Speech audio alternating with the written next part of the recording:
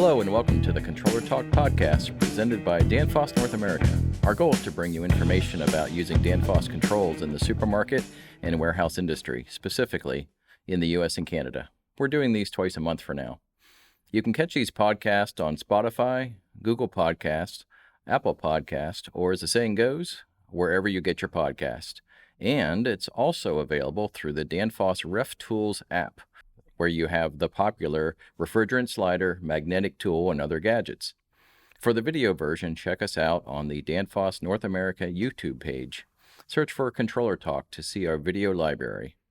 I'm Dave Yoder, along with Chris Brown. Hey, Chris, we've made it to episode 5, so you owe me $20. A deal is a deal. A deal is a deal. Let's That's keep right. doing this, huh? Never thought it would happen. How about that? Well, this might be a good time to put in a shameless plug for Danfoss controller training.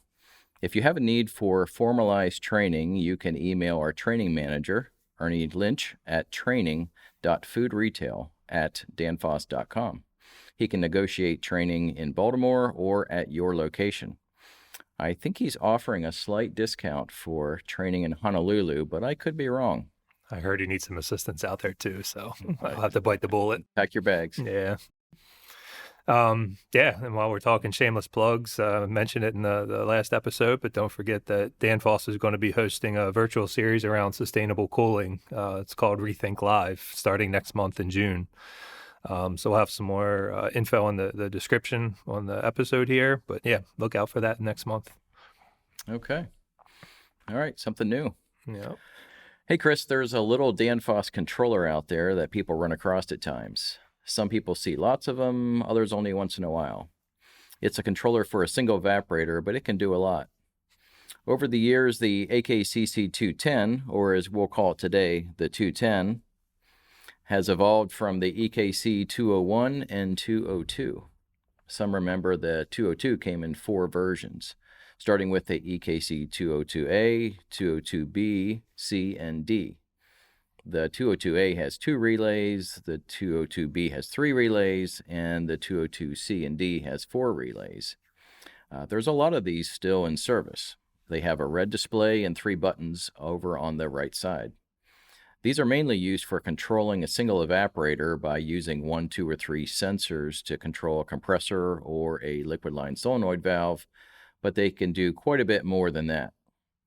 They can also be used at the case to show the discharge air temp and control a glycol valve. Mm-hmm. I've seen a number of these used in vaccine coolers in public health facilities. Yeah, these get out there a little more than some of our others as far as industries, applications. You don't just see them in supermarkets. Right. Yep. Looking at the design of the controller, the sensors, the outputs, it's not a whole lot different in the naming conventions and the numbering scheme that it uses compared to our other models. So you have this whole single letter and then number designation for each terminal. So S3 sensor, which would typically be where we expect to see a sensor in the return airstream of the case. We have that on the 210, not required. It's an optional one you can use. But that would be there. S4, which is typically our discharge airstream, that's your default sensor that's used for control in the 210. So you'll see that as some of your terminals that you wire to. So again, using that for the temperature control itself, for the solenoid valve, any alarming that might take place that you want on it. And then if it's an option for defrost termination, if you wanted to go that route, normally on maybe a time off defrost. Right. S5 we have as well. That's our defrost termination input. So that's another temp sensor that's optional. 9 times out of 10, if you've got an electric defrost on the case where you're using the 210, you're going to see this S5 sensor used. We don't offer digital termination on the 210. So if you want something other than time termination, you'd have to use this S5 sensor. And assumptions, you're going to mount it right on the evaporator itself to use it. Right. You do have 2 digital inputs. Again, they can't be used for defrost termination, but we've got, I think it might be a dozen or so, maybe 12, 14 different ways you can use the digital inputs. Mm-hmm. So 2 spots for this, DI1 and DI2, they're dry contacts, so we don't want any voltage on them. We could use it as kind of a on-off switch for the 210 to turn the regulation on and off for the valve. If we have a door switch on a walk-in, if we want to start a defrost from this, if we're using it for some type of dual temp purpose, you see in the manual all your different options. But yeah, you're looking somewhere between a dozen to 14 different ways you can use digital inputs for this one. On the relay side, on the outputs of it, you've got 4 relays. Default out of the box, you've got 1 relay that's used for your solenoid or compressor for refrigeration control. You get your defrost relay. You get a relay for your evaporator fans if we're controlling those. And then you get a 4th relay that is probably the one you see the most differentiation in. Defaults as an alarm relay, but you'll see different ways you can use that as well with the applications that the 210 offers. Case lights, anti-sweats, those are some of the other ways you could see that 4th relay used. We do some unique applications that the 210 can support. So hot gas defrost, it can do some things with staging 2 compressors for cooling. So you get some flexibility out of what all the 210 can support as well. Right. And then it is primarily centered around a supermarket. So we want to tie back into the system manager, right? So it does support communication back into the system managers that we offer. So 2 different communication types. There's an Echelon RS485 card that you can install in it. This does not come default, so you'd have to buy the card on top of the controller itself. Right. But Echelon's one option, and then Modbus 485 is the other one. So both could be used to support communication to our system manager. The Modbus card is one that we also see used with some third-party equipment where they want to extract data through our Modbus registers. So yeah, you'll see the Modbus used sometimes with or without our system managers. You can get a remote display in it. I mean, we see times where the 210's mounted inside of an electrical enclosure with the other equipment. Maybe it's on top of a reach-in, right? Yep. Where nobody's going to be able to see it just kind of walking by that aisle in the store. So you see some OEMs that might cut a remote display into the front of the case and then have the 210 wired to that remote display to report temperature and so that they can see if it's in defrost and get an idea what's going on that way. And then you look just the voltage side. And this is something you want to pay attention to. You can't just kind of call up and say, hey, give me a 210, right? True. We got 2 different voltages, 120 or 230 we're looking at for our voltage types. And I think back to your point on this being an evolution from the EKCs, something else that people want to pay attention to is the fact that some of the EKCs used to be secondary voltages, 12 and 24 volts. Right. So just if you're replacing an EKC with a 210, really pay attention to what voltage you need, and if the EKC rather was secondary voltage, you'll have to kind of backtrace it and see what your primary voltage is there to know which 210 is the right one to select, and so that you know you're getting rid of your power supply when you get rid of the EKC as well. Right, because we have a part number for each voltage that we offer there, either 120 or 208, 230. Exactly. Yep. Yep. Okay. So, Chris, many of the calls we get on these are from guys who have them pre-installed from the OEM. They have them all powered up. The compressor in the case is not running. And they see these 3 icons on the left side that are all blinking. That's right. So these icons, out of those 3, you have a snowflake. That's for the refrigeration relay. You have a melting snowflake for the defrost relay. And you have what looks like an X for the fan relay. Right. So if the icon is on solid, that means that the load should be on. And if all 3 are blinking, there's an alarm in the controller. Like other Danfoss controllers for a single evaporator, you'll find the alarm code by touching the top button once. Alarm codes that start with the letter A or E. A is for alarm, E is for a sensor or clock error. If there's no alarm in the controller, you'll get a status code on the screen when you touch that top button the first time. Status codes start with the letter S. Yep. Status codes tell you what's going on in the controller, like refrig on, refrig satisfied, defrost, runoff, fan delay, or door open, those kind of things. If you hold the top button longer, you'll enter the parameter list. So you can think of it as a list of all the settings in the controller. So when you hold that top button for 5 seconds, you start at the top of the list. If you hit the bottom button to work down through the list, you can get through them that way, or you can use the top button and actually start at the bottom of that list. Yeah. All of the codes and parameters can be found in the manual of the 210 or on the Danfoss app for your phone called Cool Code, where cool is spelled with a K. There is one important parameter that's not in the parameter list, and it's easier to get to than all the others. When you see the case temp on the screen, you can adjust the case's cutout temp by pressing the middle button, then moving the setting up with the top button or down with the bottom button, then hit the middle button to save it. This temperature adjustment can be restricted by setting 2 parameters in the controller, just so no one plays with it more than you really want. We get calls from guys that are unfamiliar with these controllers and find the 210 an alarm, and the alarm frequently happens to be A45, which means the main switch is off. Yep. So lots of Danfoss controllers have this parameter called a main switch that turns the control function on and off, kind of like putting a stick shift car into neutral or into gear. If the main switch is off, you can expect the controller to show this alarm, and all the loads will be off at that point. Yeah. I think the other one that I see some calls on from time to time is right after a guy's replaced whether it's another 210 or an EKC with a new one, and they're getting alarms right away because the temperature is not reading. So for whatever rhyme or reason, the old one, they might have installed the sensor on the S3 input as opposed to the S4. Yep.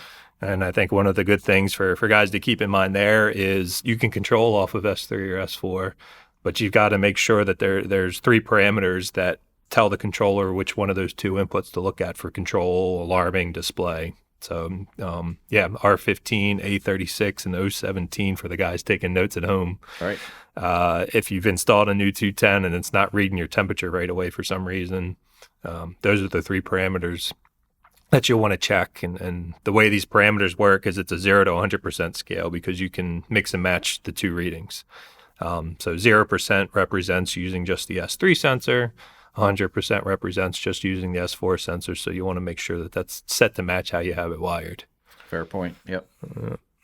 So as far as the programming goes, though, I mean, it's nothing too complicated. You got to know what settings you want to pay attention to and what parameters are associated with those settings that you're interested in as far as defrosting, set point, and whatnot. So if you go into the parameter you want, so for example, R05, like you said, for units of measure, Celsius or Fahrenheit. So you'll scroll down to that parameter, press your middle button on the 210 to see what the setting is currently set to, and then you can use your top and bottom buttons to move up and down to the set point you want. And then you just press the middle button again to save it. So nothing too complicated there. It's not a keyboard on a PC necessarily, but yeah, right. Once you get familiar with it a few times, it makes sense. At that point, are you setting one parameter, just making one little tweak, or are we going through the whole thing kind of after a replacement or installation? And what do you need to do there? Because if it's just setting that one parameter, then you just stop what you're doing. You don't have to press the display buttons anymore. And after about 10 seconds, it'll go back out to the main case temperature on the display.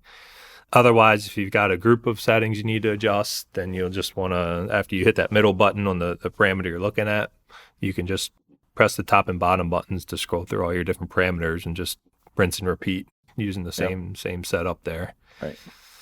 We try to give you a little bit of a reasonable look at the parameters, so we try to group them in terms of the function that they're supporting. So all the parameters that start with the letter R as you're going through the lists are ones that are centered around refrigeration control, so your thermostat settings or kind of temperature control of the case with the R settings. And then as you're scrolling down through it, you'll see some settings that start with an A. These are primarily your alarm settings for when the controller would generate an alarm. You get into the D settings for defrost. So again, when do we want to start a defrost? When do we want to terminate it? What temperature do we want to terminate it at? All your settings that are a D followed by 2 letters would fall under that category. And then you have your fan settings that would start with the letter F. So letter kind of tries to give away what function that those settings are tied to in the controller. So just some other odds and ends that are kind of coming to mind for me on these.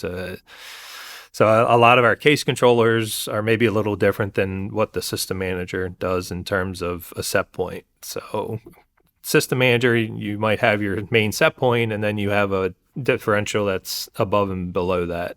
On the 210, your set point is actually your cutout. Right. And then you get a R01 parameter that gives you a differential. So that differential added to your cutout would be your cut in. So the 210 works off of a cut in, cut out setup with that differential applied. If you're walking by the case or a store manager's walking by the case, you'll see while it's in defrost, it'll display a lowercase d on the display so that the store manager doesn't freak out and think his case is running warm. True. Yeah. So that he understands what's going on there. After the defrost has terminated, it'll continue with that D on the display for about 15 minutes as it pulls down to temp. There's a couple things that would stop it prior to the 15 minutes. So if it gets down to set point, if somebody were to turn off the main switch, or if it went into high temp within that 15-minute period, then those are things that'll clear it out. But otherwise, that's something else we've seen calls on in the past is why is this thing showing a D on it when it's not in defrost anymore? Yeah, right. So there is that period of time afterwards while it's in pull down where it'll still show you that. So don't freak out about that. Yep. You can do some manual defrosting right at the 210. So if you want to put it into a manual defrost right there, you just hold the bottom button down for about 5 seconds. You'll hear the relay click if there's not a lot of noise in the area. And then you'll see your icons update to reflect that right on the display of the 210 as well. So you can do a manual defrost from there, and you can also terminate it manually. And just by doing the same thing, just hold the bottom button in for about 5 seconds. And you'll get it to disable the defrost while it's in the middle of one. We do get calls from time to time on passwords. So the 210 supports passwords, but we don't put them in at our factory. So what would happen there if a guy in the field is seeing a PS displayed on the 210 as they're trying to get into the menu, that's typically going to be because an OEM put in a password at their factory for some reason. So you can call us. We can tell you why it's happening, but at the end of the day, you got to get a hold of the OEM, right? Right. To figure out what the password is. Right. So those are a lot of the things kind of centered around the setup. The dimensions on it fits into a 29 by 71 millimeter opening, has an IP65 front on it. So yeah, we're not putting this thing outdoors typically. So those are all things that fit within the atmosphere of where these things are going to be applied. And then there's no battery in it is the other thing maybe to keep in mind. So as soon as you're adjusting these settings, they're saved right into the 210. If you have a clock time set in it, then the set it'll hold that clock time for up to about 4 hours without power. So if you get a quick blip in the store, you don't have to be concerned that all your 210s are going to lose their settings. They'll retain that through I think it's a super capacitor that's inside of there and doing that. Yep. So yeah. That's kind of the nuts and bolts of the 210. Okay. Yeah. That pretty much covers what I think most people would need to know if they're running into these, especially for the first time. Yep. So, but if you have any questions on the AKCC 210, email us at ControllerTalkNorthAmerica at danfoss.com. So, Chris, we've made it to the part of the podcast where I like to throw a question at you to test your knowledge. And as customary, could you testify based on the statutes and laws of the state of Maryland that I have not shared the question nor the answer with you ahead of time? This is correct. Okay, still good. All right. Well, apparently Chris's fan base has come to his rescue. Send my cronies after you. Yes, apparently. They basically emailed a cease and desist letter due to the ridiculously difficult questions that I've been pummeling you with. I did see the letter. Thanks for sharing that. As a result of this, I will give the impression of making the questions easier in order to avoid alienating all of our listeners, both of them. Maybe. I have a reputation to uphold here. So. Clearly. Okay. So I have this week's question ready to roll here, and we'll go ahead with that, keeping in mind the feedback that we recently received. So, Chris, what is the shape of the panel knockout for the AKCC 210? Is this multiple choice? Do I go C right off the bat, or You may, as long as it's the correct answer. What is the shape of the panel knockout for the AKCC 210? Let's go rectangle. Very good, Chris. I'm impressed. Yes, your fans will be equally pleased. Hopefully, anyway. All right. So, having done that, let's get to some listener mail, shall we? Let's do it. Yes, we're still getting a couple questions here and there in the old mailbox, along with some spam. So, yeah, all easy to deal with. So, today's is Dear Controller Talk Podcast. Adobe Flash was used in your RMT software to simulate database files in the newer controllers, but that software went bye-bye at the end of 2020. Yeah. Now what do I do if I want to simulate a database? And that came from Wally in Wappinger Falls, New York. Good old Wally. Name rings a bell. He's always good for a question. Yeah. So do you want to take this one? Sure. So yeah, Adobe put us in a tough spot at the end of the year prior here, like you just said. The good thing is we have a workaround, right? It's not you just can't do anything in RMT anymore. Just give up and go home. Yeah, exactly. Yeah. Good luck to you.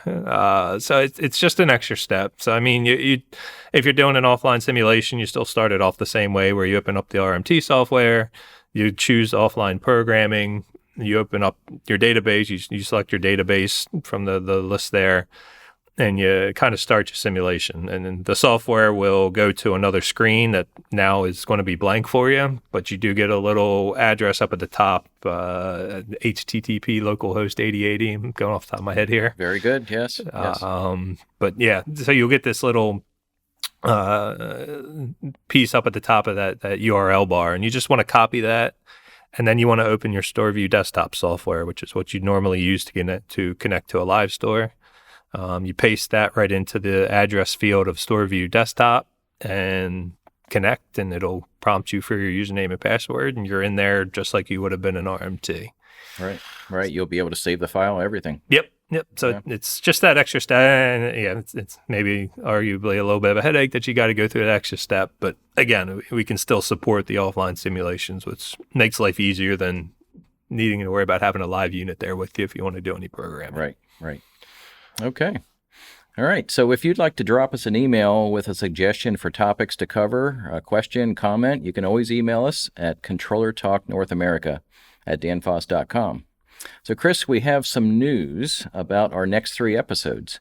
We are going to branch out just temporarily into a short series of interviews we're calling Catching Up With, where we'll interview 3 people pretty well known in the supermarket energy management circles, at least east of the Mississippi. Do you think we should divulge the names of these 3 people that made it to the short list? I mean, that's a great reason not to bring them back in when we do the call, but yes. I'll let you make that call. I don't know. I think we should. So we're either going to gain listeners or lose them immediately. But these guys are all pretty well known, and they're either retired or on the verge of retirement. But the ones that we're going to talk to this time around are Ken Roberts, Mike Selliston, everyone's favorite Cajun, and Larry Herman. So, yes. A lot of expertise between those 3 names. That is true. So, yeah, that'll be the next 3 episodes. We'll see how that goes. It should be fun. Yep. So, thanks for listening. Our studio and video engineers are Michael, don't call me Mike, Beckerman, and Jordan, the man Larsen. Our audio engineer is that international man of mystery himself, Raul Garcia. Until next time, for Chris Brown, I'm Dave Yoder. Stay cool.